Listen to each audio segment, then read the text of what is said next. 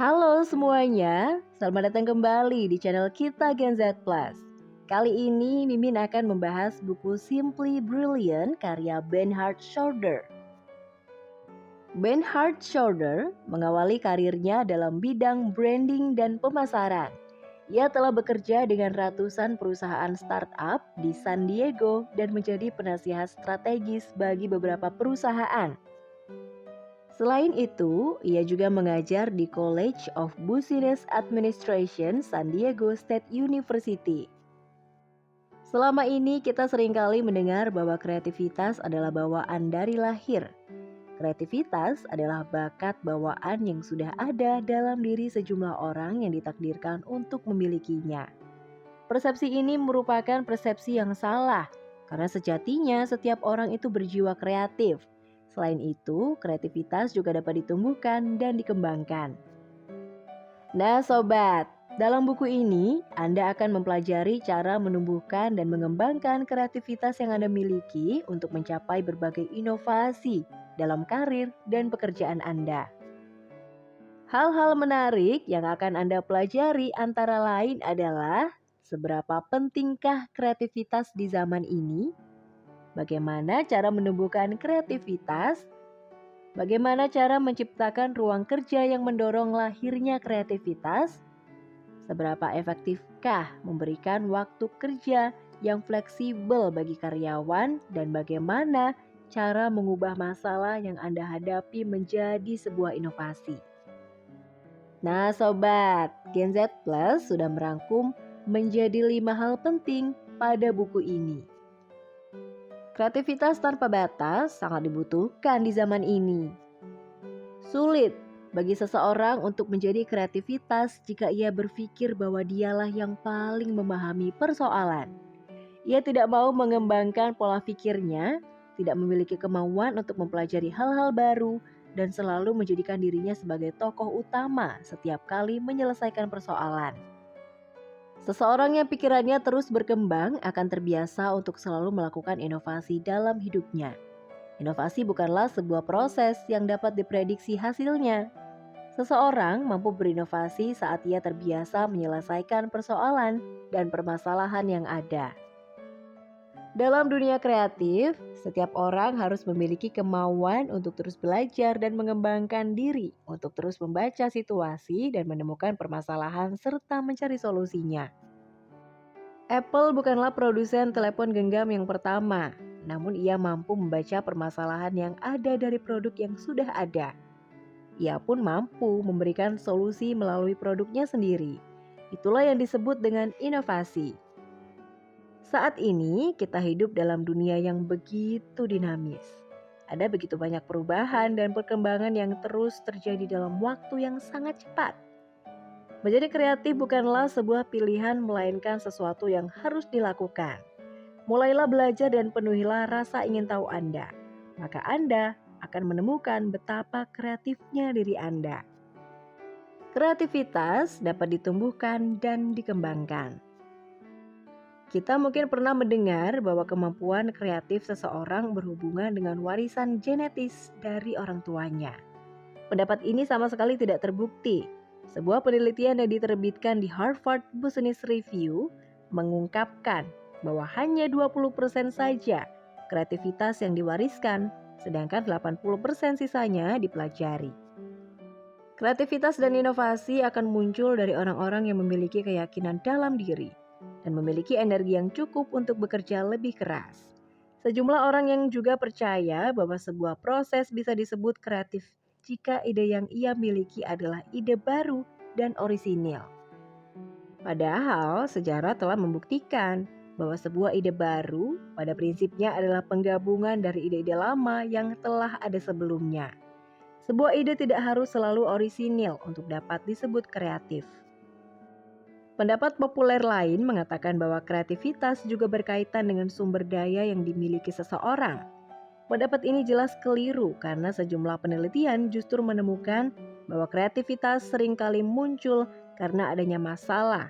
Masalah justru menjadikan seseorang lebih gigih dalam berkarya. Pandangan ini sejalan dengan apa yang disampaikan oleh Albert Einstein. Ia pernah mengatakan Bukannya saya ini sangat pintar, hanya saja saya mampu bertahan pada masalah lebih lama. Ada 3 hal yang dapat Anda lakukan untuk menjadi kreatif. Pertama, ikutilah rasa ingin tahu Anda. Rasa ingin tahu dapat mendorong Anda untuk bertanya, dan Anda akan mendapatkan berbagai informasi penting yang bisa jadi dapat memecahkan sebuah masalah. Kedua, perkuatlah imajinasi Anda. Tidak ada yang mengira bahwa seekor tikus dapat menginspirasi Walt Disney untuk membangun kerajaan bisnis animasi terbesar di dunia. Sosok tikus manis yang biasa dipanggil Mickey itu mampu membuka celah bisnis baru dalam dunia animasi. Itu semua bermula dari imajinasi. Dan yang terakhir, gigihlah dalam meraihnya. Dalam hidup atau pekerjaan, Anda akan bertemu dengan berbagai rintangan. Jika Anda mampu bertahan dalam kondisi tersebut lebih lama, ini akan menjadi penentu suksesnya Anda di masa depan. Jadi tetaplah gigih. Saya belum gagal. Saya hanya menemukan 10.000 cara yang tidak dapat bekerja, kata Thomas Edison. Desain ruang kerja juga berpengaruh terhadap kreativitas Anda. Dapatkah Anda bekerja dengan nyaman dalam sebuah bilik ruangan sempit berbentuk kotak? Sebagian dari Anda mungkin akan menjawab ya, karena model ruang kerja itulah yang masih Anda gunakan di kantor Anda saat ini. Namun, dalam dunia kerja yang saat ini lebih berfokus pada desain dan pengguna, Anda akan berhadapan dengan arus kerja yang sangat dinamis. Anda harus terus bergerak cepat dan berinovasi. Anda juga harus berpikir cepat dan menemukan inspirasi. Hal ini sulit Anda dapatkan dari bilik-bilik kerja berwarna krim berukuran sempit. Ada 3 hal yang dapat Anda lakukan jika Anda ingin mengubah kantor Anda menjadi ruang kerja yang lebih membuka pikiran dan kreativitas. Pertama, bukalah langit-langit setinggi mungkin, sehingga tidak lagi terlihat genting di langit-langit ruangan. Kedua, gunakanlah kayu atau semen yang dapat dipoles sebagai lantai. Jauhilah penggunaan karpet biasa. Terakhir, pasanglah mozaik pecah-pecah pada dinding dan tumpahkanlah beberapa warna cat pada bidang dinding lainnya.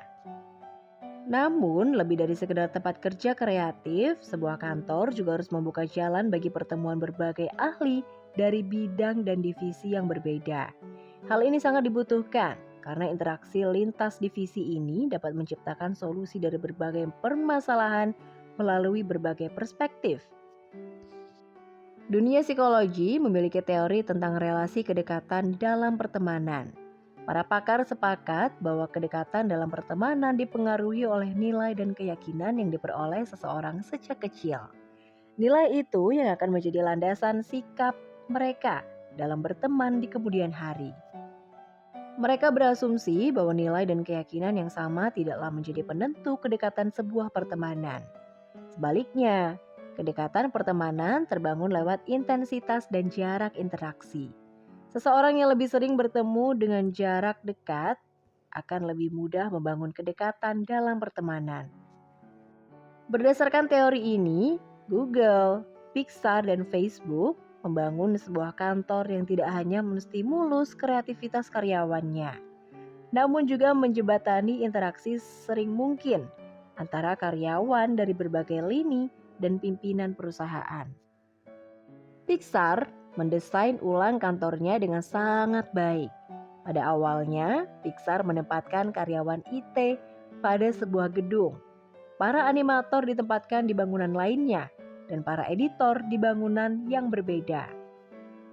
Namun Pixar menyadari bahwa model penempatan seperti ini akan membuat para karyawan berinteraksi dengan bertukar pikiran hanya dengan rekan sedivisinya saja. Akhirnya, Pixar membangun sebuah atrium raksasa yang didesain untuk menciptakan kerjasama karyawan antar divisi yang berbeda. Aturlah waktu kerja sefleksibel mungkin. Sebuah kantor biasanya memiliki jam kerja yang normalnya beroperasi mulai pukul 9 pagi hingga pukul 17 sore. Siapa yang bisa menjamin karyawan dapat bekerja dengan maksimal pada jam tersebut? Sementara energi kreatif tidak dapat dipaksakan muncul pada jam yang telah ditentukan tersebut. Jika Anda menginginkan perusahaan terus mendorong produktivitas dan kreativitas untuk karyawan Anda, berlakukanlah jam kerja yang fleksibel bagi mereka. Memberikan waktu libur yang tidak terbatas mungkin terdengar gila, namun Netflix telah menjalankan ide ini dan perusahaan mengalami perkembangan yang luar biasa. Mereka melihat seluruh pekerja melakukan pekerjaannya secara totalitas dengan semangat juang yang tinggi. Para karyawan memiliki ide-ide yang lebih cemerlang selepas mereka berlibur. Bahkan sebagian besar mereka mendapatkan inspirasi tentang pekerjaan saat mereka berlibur. Inspirasi memang akan lebih sering datang saat seseorang berada di luar rutinitas. Seorang pemuda yang senang berselancar sedang menikmati liburannya. Ia mengalami masalah dengan kameranya saat ia mengabadikan gambarnya di atas papan selancar. Ia menemukan ide untuk membuat kerangka mesin yang anti air untuk digunakan pada produk yang sudah ada. Sepulangnya dari liburan, ia mengkreasikan idenya. Belum berhasil memang, namun ia berhenti untuk berinovasi. Saat produknya sudah berhasil dan berfungsi dengan baik, ia terus melakukan pembaharuan pada produk barunya itu. Hingga saat kini, penjualannya terus merangkak naik dan pembaharuan masih terus dilakukan. Produknya kini sama sekali berbeda dengan produk pertama yang tidak dipandang oleh pasar manapun. Kini pasar kamera menempatkan produknya bagaikan raja. Itulah cerita tentang lahirnya GoPro yang saat ini menjadi primadona. Cara paling manjur untuk mendapatkan inspirasi ialah dengan berlibur dari pekerjaan, kata Bernhard Schroeder. Kreativitas dapat berawal dari masalah sederhana yang Anda hadapi yang ternyata juga dihadapi oleh banyak orang lain. Drew Heston terhenyak di pojok bus antar kota yang akan membawanya menuju New York hari itu. Ia berencana hendak menghabiskan 4 jam perjalanannya dari Boston dengan menyelesaikan pekerjaannya. Namun, ia lupa membawa flash disk saat itu. Ia hanya membawa perangkat laptop dalam tasnya. Dengan gemas, ia berpikir harus ada cara yang lebih mudah untuk menyimpan file dimanapun ia berada. Dan juga dapat dengan mudah mengaksesnya kembali melalui komputer jenis apapun. Berangkat dari kegundahannya sepanjang perjalanan Boston New York itulah, Houston mulai membangun teknologi untuk mensinkronkan file ke dalam jaringan dengan menggandeng kawan-kawannya yang memiliki keterampilan di bidang teknologi. Mereka bekerja 20 jam setiap harinya. Mereka bekerja keras untuk membuat kode yang dapat membuat teknologi tersebut dapat bekerja di semua jenis komputer. Hingga akhirnya mereka berhasil menyelesaikan masalah seperti masalah yang dialami Houston yang lupa membawa flash disk dalam perjalanannya ke New York. Permasalahan ini juga bisa terjadi pada jutaan orang lainnya di dunia. Pergi keluar kota dengan membawa satu tablet namun memiliki ratusan file lainnya yang terjebak di dalam laptop dan komputer. Saat menemukan sebuah firma modal Ventura terkemuka, mereka pun melakukan pertemuan di apartemen Houston yang menjadi base camp proyek mereka. Mereka bertemu dengan seorang investor yang memberikan dana sebanyak 1,2 juta dolar Amerika untuk produk yang mereka beri nama Dropbox. Nah sobat, kesimpulan dari buku ini adalah di zaman yang dinamis ini, kreativitas merupakan hal yang sangat dibutuhkan bagi setiap orang dan perusahaan. Kreativitas bukanlah bawaan, melainkan dapat ditumbuhkan dan dikembangkan. Ada 3 cara untuk menumbuhkan kreativitas, yaitu mengikuti rasa keingintahuan Anda, memperkuat daya imajinasi, dan gigih dalam berusaha. Kreativitas dapat berasal dari masalah sederhana yang Anda hadapi yang ternyata juga dialami oleh banyak orang di dunia. Menetapkan waktu kerja sefleksibel mungkin dapat membantu para karyawan untuk menjadi lebih kreatif dan inovatif. Well, sobat Gensku semua, itu tadi merupakan pembahasan seputar buku Simply Brilliant karya Bernhard Schroeder. Bagikan konten ini jika bermanfaat dan komen juga pelajaran apa yang kalian dapat setelah menyimak ulasan tadi. Mimin undur diri dan sampai jumpa pada video berikutnya.